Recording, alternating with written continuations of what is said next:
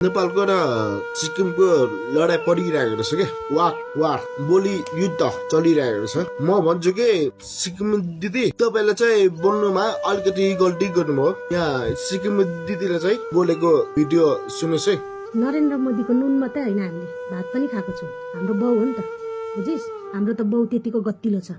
तेरो बाउ त हो सुनिहाल्नुभयो। भारतको नरेन्द्र मोदी उहाँलाई ठुलो लाग्दो रहेछ सिक्किम दिदीलाई। नेपालको प्रधानमन्त्री के बस्दा छन्, के कमजोर छन्? तपाईँले चाहिँ हाम्रो सबैको नेपालीको मन दुखाउनु भयो क्या दिदी। सिक्किम दिदी तपाईँले चाहिँ भन्नु चाहिँ अलिकति गल्ती गर्नुभयो। हाम्रो 3 करोड जनसङ्ख्यालाई मन दुखाउनु भयो कि। तपाईँको कमेन्टमा चाहिँ गाली गरिरहेछन्, नेपाली मान्छेको मन दुखिरहेको छ। तपाईँ अलिकति ख्याल राख्नु होला। तपाईँले चाहिँ के भन्नु सक्नु हुन्थ्यो भने सिक्किम दिदी हामी सिक्किमबाट काठमाडौँ आउँछौँ, काठमाडौँमा तँलाई साइबर मुद्दा लगाउँछौँ।